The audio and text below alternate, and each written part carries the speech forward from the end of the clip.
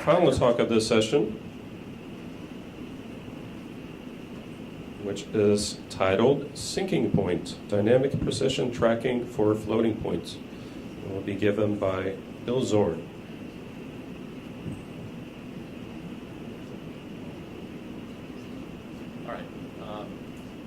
All right, and I've got a microphone. So hello everyone, I'm Bill. Pardon me for looking at my slides. I don't have a screen in front of me, so I can't look at them that way. So I'm from the University of Washington. I'm part of a small delegation here with my advisor, Zach Potlock, and David, who's an undergrad who's been working with us on some great stuff. You'll hear more from Zach later after lunch. So I'm the last talk before lunch, so let's get to it. What is sinking point? First, let's take a little detour and talk about this thing you might have heard of called IEEE 754 floating point. It's an older number system. It's kind of like posits. But anyway, so as we know, it forms the backbone of most scientific computing that's done now. It's fast, it's portable, it's very widespread, so it has a lot of implementations in hardware.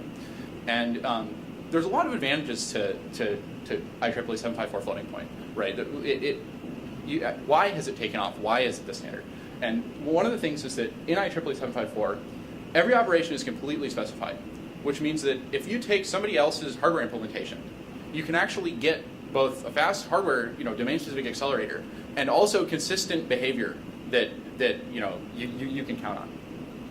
And the other thing about it is that often the behavior of IEEE 754, especially when we're using more precision like doubles, is pretty close to real numbers, right? So it's portable, it's pretty good. The thing is that sometimes it isn't like real numbers.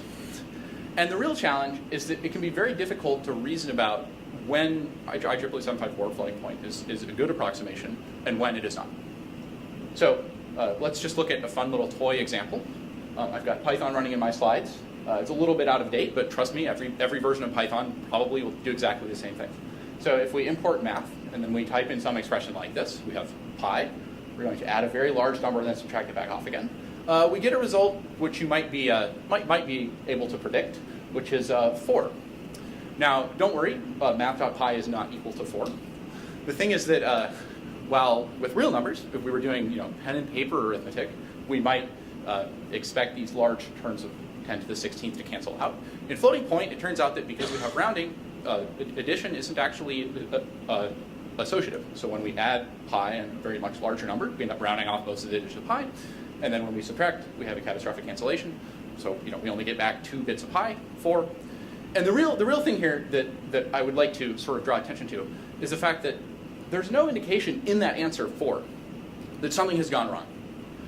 Clearly, looking at the computation, we can tell this is a terrible idea. You should never add numbers of greatly different magnitudes and then subtract numbers of exactly very similar magnitudes. This is just a recipe for disaster at floating point.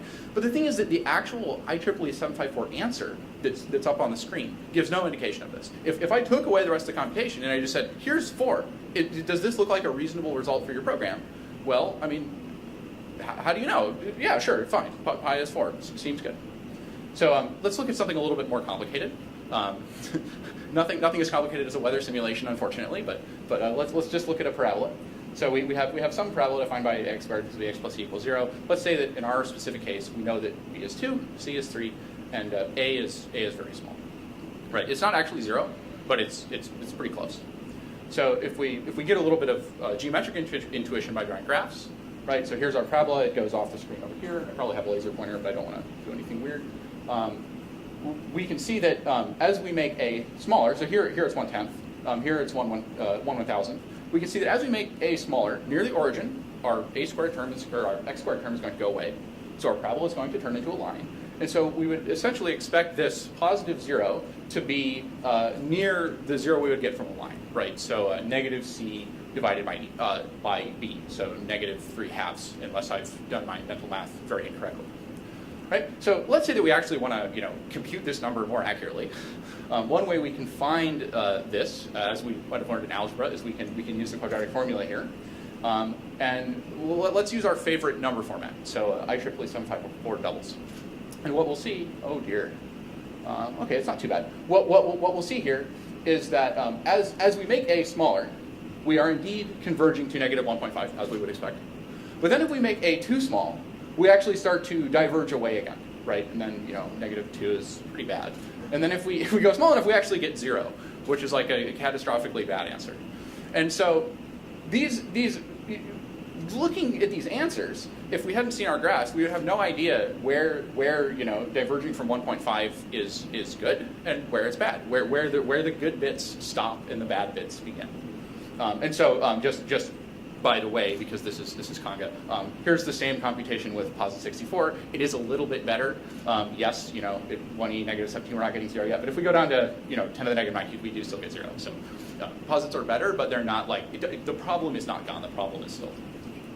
So the thing about this behavior is that while it is not mathematically what you would expect, it is actually correct in the sense that IEEE 754 is fully specified. We have given it some set of computations to perform, and the result of those computations is exactly what the standard says.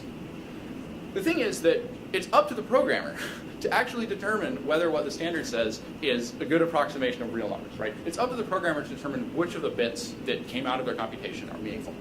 And there's a couple ways to do this. One thing you can do is write code very carefully, like libm, or I'm sure like your weather simulation. The thing is that this is hard, right? You need to write code carefully. Another thing you can do is use analysis tools. So there's a lot of these out there, like FB Taylor. Zach is going to be talking more about Herbie after lunch. And these are great. They can tell you if your code will have problems, or often guarantee that it doesn't. But these also have issues scaling to large programs in general. So another thing we could do is track accuracy dynamically throughout the computation, so that when we actually get an answer, it comes not just as a value, but also as some sort of indication of whether or not we should believe that value. And so that's what I'm going to be talking about today. That's what sinking point is, right? With IEEE 754, we have a fixed amount of precision. It's based on the amount of available storage. It has nothing to do with the computation we perform. If I give you a number and some IEEE 754 format, there's exactly one amount of precision that value can have when represented in that format. Sinking point is different. With sinking point, we're actually going to allow precision to vary within the format. So we will dynamically drop those junk bits from the end of the significand. And the cool thing is that there's I have found a way to do this that I think works pretty well, and it's fast to compute, and we don't need to store that much additional information, right? It's not exact, so we don't have to do any complicated real arithmetic. I'm a programming languages guy. I'm not a numerical analyst. I don't do intervals in my sleep. And the other thing to keep in mind is that this is still an approximation, right? It's not a sound guarantee. It's not interval arithmetic. It is not a replacement for other sound forms of analysis. But it is additional information that could be, helpful in some cases, maybe for prototyping, maybe for, giving to users who are writing code in Python and aren't carefully versed in numerical analysis, right? So I'm about to show you what sinking point does, but let's talk about one more thing first, because I want to make this absolutely clear. So unlike IEEE 754, we have numbers of different precisions, right? So printing them is a little bit trickier, because we need to convey information not just about the value, but also about the amount of precision to which we have that value, right? So if I say like 1.5, well, how many bits is that? Well, I mean, in an IEEE 754 format, there's some number, or maybe it's infinite because it's exact. With sinking point, we'll actually print out an interval, which says what is a range of decimal numbers that would all round to the same value given the amount of precision we have. So, with 2 bits, that interval is 1.3 to 1.7. With 10 bits, it becomes much narrower, 1.499 something to 500 something. And each of these intervals, these are not interval arithmetic intervals. Each of these uniquely identifies a number, and there's basically a deterministic way to figure out which interval to print out, and then also to take an interval and from it recover both the number and the precision of that number. So let's go to some more tables. They're still messed up, but they're readable, which is great. So here's our previous table. Let's just throw out the exact answer so we can see exactly how wrong our answers have been. I'll highlight the wrong digits in orange. Note that IEEE 754 did not do this. I did after the fact, after I computed this exact answer at great expense in Mathematica. And if we look at what sinking point says for this equation, so we can see that rather than a single number, we've got that little decimal interval printed out. And what you can see is that as the IEEE 754 answer turns orange, the sinking point answer gets shorter. Because sinking point has observed that most of the bits in our result are actually garbage, and it rounds them off. It doesn't give them to us at all. And then when we get down to 0, this is another very interesting thing. So sinking point reports an interval of -1 to 1. This is saying that there's 0. But I know that it's inexact, and I know something about the exponent at which it became inexact. So it's saying, I think that this number is less than about 1, but it could be any number up to that magnitude, right? So this allows you to distinguish between a 0 that appears to be small, which probably is 0, or one that has a large magnitude, is actually coming from a computation that has gone off the rails, and could very well not be 0 if we had any bits left that didn't cancel out. Also note that these intervals do not actually contain the correct answer. They're not sound, they're not interval arithmetic, but they do, the fact that the interval becomes much smaller, or I should say the interval becomes much broader, the number of digits in it becomes smaller, indicates that something is going wrong with our precision, and perhaps we should rethink our life. So one of the ways that we can do that is, rather than using the quadratic formula, which is not a particularly good way to compute the value of x in this domain, we can actually use this other expression. This was produced by Herbie. Don't ask me why, but this is much more accurate, as we can see. And the cool thing here is that sinking point will confirm that our accuracy has increased. So rather than all of our bits disappearing and our intervals becoming very vague, we maintain very tight intervals because we've actually maintained all of the precision in this case. Right? So how does sinking point work? Let's just work through examples of the rounding rules that we're going to use to implement sinking point for the basic operations. Right? So we know that sinking point stores extra information. So we've got, instead of just a value, we've got, let's just think of it abstractly as a tuple. We've got a value and some sort of precision thing. So when we do an operation like addition, we're actually taking in 2 tuples, and we're going to produce a new one. And both the value and the precision information about that value can depend on the values and the precisions of the inputs, right? Everything can affect any part of the result. So here's an example. Let's add 5.25 and 4 and 1/64. Note that let's just assume that all the numbers in these examples are inexact. So these low digits here, these low bits, they're not 0. They're question marks. We don't know what they are. And so the question is, what information should this prec thing hold? So let's break it down into 2 different quantities. We have p, which is basically the bit width of the number. So here we can just count the number of bits in this binary representation. So p is 5 for the first argument, 5.25. And then also n, which I like to think of as the most significant unknown bit. So it's basically the bit index, the significance place, if you will, of the leftmost question mark. So here we count over from the binary point 3 spaces, so n is -3, right? And so let's just substitute that back in, and here's our values written out formally. If we perform this addition pretending that it's exact, so we say question marks, pretend they're zeros, we'll get something like this. But really, I mean, all these bits under the question marks, we don't really know what they are. Adding an inexact thing, an unknown thing, to some other value, it's still unknown. So really what we want to do is round these off, right? And we'll end up with, I think, 9.25, right? And so we can just read off from our result what n and p are, right? N is -3, again, p3 is 9.25, p3 is 6. And so the question is, how do we actually compute these things, systematically from our diagram? And so for addition, what we're actually going to do is our precision is limited by the value of n. And the larger n is, right, the larger our greatest unknown bit, so the less precise we are. So to take the limiting n, we take the larger one. And then what we do is we take the exact answer, v1 plus v2, and we round it according to this computed limiting value of m. And then from that, our precision falls out, right? So we don't actually care about the precision. We care about where the digits stop. So subtraction is exactly the same as addition. The only difference is that our signs are different. So I mean, here's the same thing. We can walk through it again. We get 1.25. And the important thing to point out here is that our output precision is only 3. This is significantly less than the precision of either of our inputs. With IEEE 754, we would immediately take this low output precision and just fill it out with zeros. We would just extend, right? But with sinking point, we actually observe that this has happened, and we'll propagate this loss of precision on throughout the rest of the computation, right? This is like what happens when you have catastrophic cancellation. And this is what sinking point does to deal with that, right? To propagate awareness of it. So this is like the sort of the key thing. So what about multiplication? This is a little bit weird to do on slides. Think about why we have the rule we do. So let's just look at what grade school multiplication would look like. So we have 5.25 and 5. So we'll start to take the top number, shift it over, multiply by bits in the bottom number, right? I think I'm doing it backwards, but that's fine. Eventually we have a question mark. So the term in our addition is just going to be all question marks, right? So if you actually do this addition and apply the same rules, we'll see that we need to round off some of the bits. And then we're left with, what is this, 28. And so, right, and we can read off the values from our results. And now, we could come up with a rule for what n is.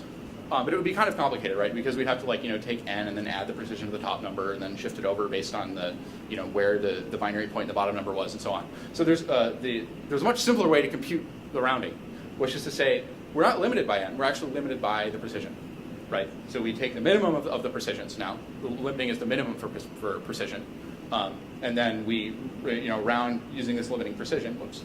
And then n just falls out, right? We're not limited by that. So square root is also kind of interesting. There's only one operand.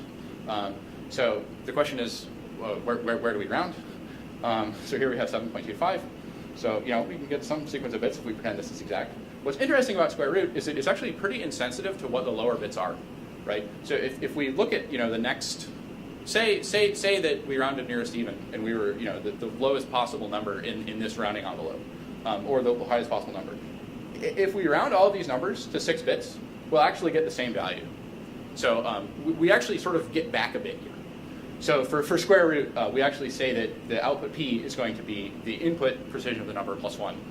And then we do exactly the same thing. As with multiplication, we round to that precision, and then the value of it just falls out. Right? All right, so that's the basic walkthrough.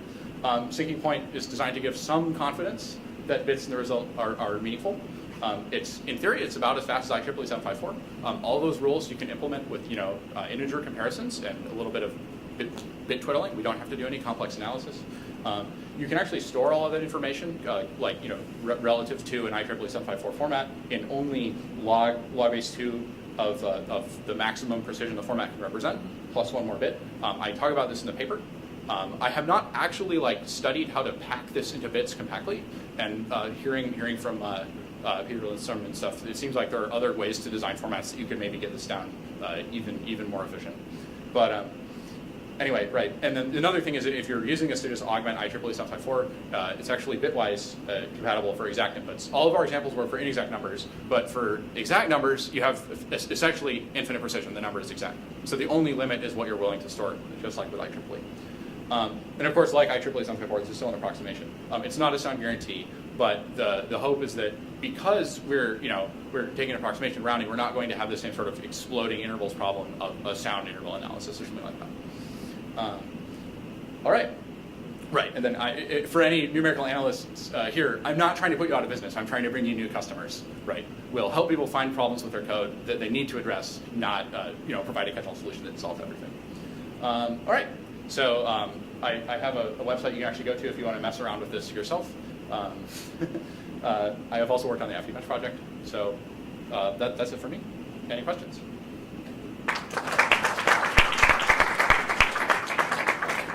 Thanks, Bill. There's plenty of time for questions. Thanks a lot for the talk. A quick question is, have you studied about any of the types of guarantees that you're able to provide? Because a few times during the talk you mentioned, we're not a strict guarantee, that's understandable, but what can we take away from this methodology to better understand how you're doing the approximation? What's the results? Yeah. So in terms of actually putting real numerical methods machinery onto this and trying to figure out what the guarantees are, I haven't even started to go in that direction. But if people have experience with that, that would be very interesting to me, because I do find that interesting. I don't sort of have the expertise yet. I haven't started acquiring the capabilities to go in that direction. Right. I guess I'm just the extension is simply to know where this is going to be useful. It could be helpful to know. Yes. Which just some more specifications. That's all. But I understand this initial. Yeah. Yeah.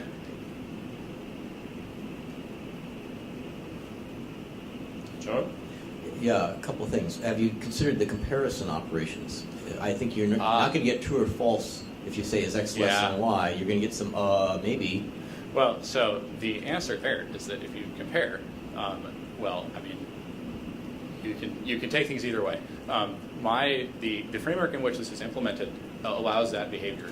I think that for most sort of I want to take some IEEE 754 code that I have and instrument it with syncing point. I think that in general what you do for comparison is just pretend that the numbers are exact and do what IEEE 754 does, which is also, it could run into that same problem. If you have two numbers that you believe are inexact that have the same IEEE 754 representation, and you don't know how they were rounded, they're incomparable. So that's sort of a question of like, what would you do in a software framework that was built on top of this? You could definitely go either way. Currently, I just sort of sweep that under the rug and say, if you compare two numbers, you'll get equals. What does that mean? But yes, you're absolutely right in the sense that the additional tracking information could help you out in those cases and tell you things like, oh, your important branch that you made is actually bogus, and you probably should do something else before you do that. I have another question, which is, have you tried this on something like even solving a system of linear equations, or? So I've run this on some other FPBench examples that we have. I don't think we have any larger examples like that in FPBench yet, but yes, it would be interesting to look at those examples. But no, I have not. I unfortunately cannot put one up on the board and show you. Well, I can tell you that I have run some experiments with this type of system, and you do get the same problem as interval arithmetic in that you get an announcement that you have no significant digits left in your answer, and actually you do. So it is pessimistic. Yeah, and well, so I mean, it's I certainly do not claim that there are no cases where it does not behave pessimistically. Another interesting thing, though, is that if you looked at something like a solver like that or libm, if an implementation of other mathematical functions, it would be interesting to sort of sit down and those at least for libm implementations, often the code is not really floating point code. It's like bit vector code that unpacks the floating point numbers and does all this weird stuff. And you could do the same thing with syncing point, right? There are ways you could tell it, oh no, actually these bits are right. And I think that the amount of additional stuff where you have to tell it that it's wrong. I've seen some evidence that a lot of the defensive programming techniques that actually occur in the wild also syncing point approves of them. So it would be interesting to look at those systems at a sort of lower level and see, how much you need to tweak to get the system to agree. Thanks. Yeah, if you have a solver, I would love to talk about getting that into FEBench so that we can use it for this and for other things. Hi, I just want to know, did you consider all possible rounding modes or just the default IEEE rounding mode for your? So, in theory, you can use any rounding mode you like. Yeah, but the interval you give, does it consider for all? That interval is based. It's the objective with designing that standard was to come up with a sort of ballpark human readable thing that also contains information that can be recovered by a machine that's reading it. So that interval will always be basically as if we had rounded using IEEE round nearest even mode. Even in weird cases like subnormals, where you would actually use a more fixed point like rounding mode because the precision cuts off. So it does not. That interval is it's a unique recoverable thing that is sort of convenient to specify. It does not reflect the actual rounding behavior that happened in the program that produced the value. Now, of course, you could modify the interval standard and make it vastly more complicated, and make the code needed to produce it or read it vastly more complicated, and try to communicate some of that. Which direction does the interval go? And I've been messing around with that, but that's sort of that's not a fundamental technical contribution. That's mostly just marshalling all this data into a format that you can parse. Thanks. The other thing I wanted to ask was, does the interval and the precision give some kind of measure of the confidence of the answer that you get? Well, it tells you which bits syncing point decided to throw away. What that actually means formally in terms of what interval we have, I have not done the analysis to tell you how much confidence you should have in that. But the sort of the goal with the design, the philosophy is only throw away bits when you can't possibly know them, right? So that interval is supposed to be a sort of an upper bound on the uncertainty. It might be the case that you actually have more error, but hopefully you don't have significantly less error, unless you did something really, really clever and managed to get your error to cancel out somehow. In which case, hopefully you told the code about that and force your numbers to be exact or something like that. Got a quick question. Mm-hmm. So what happens with if you enter like a transcendental function where you haven't actually instrumented to figure out what? So that is also a great question. This is basically based on the IEEE 754 standard that's sort of the host. So I only have syncing point rounding rules, presented here for the basic operations: addition, subtraction, multiplication, division, and square root. Now, if you were to look at a transcendental function, I think that you could come up with rules for them, and I think that they would also be sort of enlightening to understand what's going on. There's a couple ways you could do that. You could analyze the math and try to come up with a rule based on the math. You could also perhaps less numerically soundly, but more in the way of bit twiddling hackers. You could just look through the libm implementation and try to feed the syncing point data through that and see what happens. That's sort of like the next step for syncing point is extending it to other operations. And I think that doing that and also trying to figure out how to do that is quite interesting. Okay. Well, if there are no further questions, let's thank the speaker again.